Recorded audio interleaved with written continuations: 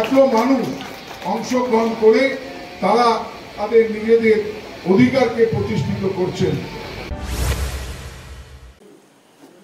মুর্শিদাবাদ জেলার কান্দিতে পূর্ত দপ্তরের মন্ত্রী পুলক রায় এসেছিলেন। মন্ত্রী কান্দি এলাকার বন্যার পর রাস্তাঘাটে মেরামত ও নতুন করে নির্মাণের জন্য ইঞ্জিনিয়ারদের সঙ্গে বৈঠক করেন।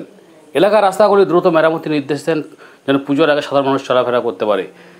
অতি বর্ষাতেও ব্যারেজ থেকে জল ছাড়ার জন্য রাস্তাঘাটের অবস্থা অনেকটাই খারাপ। সে উদ্দেশ্যে এলাকার রাস্তাগুলিকে দ্রুত মেরামত করার নির্দেশ দিলেন রাজ্যের পূর্ত দপ্তরের মন্ত্রী পুলক রায়। শনিবার মন্ত্রী কান্দির গেস্ট হাউসে জেলা পূর্ত দপ্তরের ইঞ্জিনিয়ারদের সঙ্গে বৈঠকে এই নির্দেশ দিয়েছেন।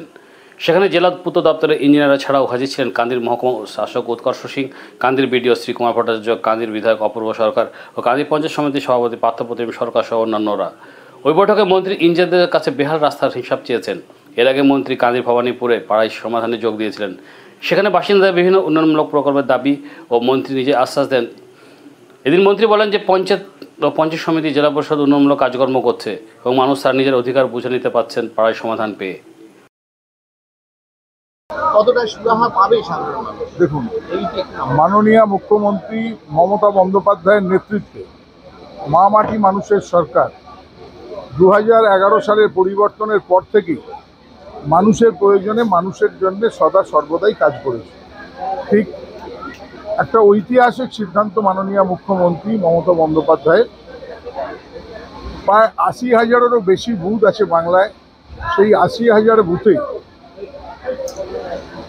3টে করে বা কোনো জায়গায় 2টো করে ক্যাম্প করে, 2টো বুথ বা 3টে বুথকে নিয়ে ক্যাম্প করে মানুষ আসবে। প্রতি বুথে 10 লক্ষ টাকা করে সরকার অ্যালটমেন্ট করেছে। সেই টাকার মাধ্যমে মানুষ তার নিজের কাজ, তার অধিকার বুঝে নেবে। এখানে আমরা যা দেখলাম, একটা মানুষের অভূতপূর্ব সাড়া, শুধু কান্দিতেই নয়, শুধু মুর্শিদাবাদেই নয়, সারা বাংলা জুড়ে 80,000-এরও বেশি বুথে যেখানে যেখানে ক্যাম্প হয়েছে মানুষ উৎসবের মেজাজে উপস্থিত হয়েছে। মমতা বন্দ্যোপাধ্যায়ের প্রতি কৃতজ্ঞতা প্রকাশ করেছে এবং ধন্যবাদ জানিয়েছে এবং মানুষ তার অধিকারকে বুঝে নিয়েছে।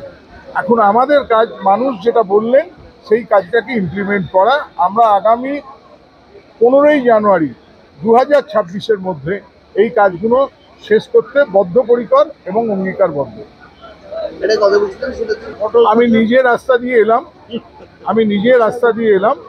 যদি কাজটা স্লো হয় তার কারণ হচ্ছে বর্ষাকালের জন্য এবারে অতি বৃষ্টি এবং বৃষ্টিটা অনেক আগে থেকে, এবং আপনি খুব ভালোভাবেই জানেন বৃষ্টির সময় কখনো বিটুমিনের কাজ করা যায় না, তাই হয়তো কিছু জায়গায় হচ্ছে। কিন্তু আমি যতখানিটা রাস্তা এসেছি হাওড়ার উলুবেড়িয়া থেকে এই অবধি আমি কোনো জায়গায় রাস্তা খারাপ দেখিনি।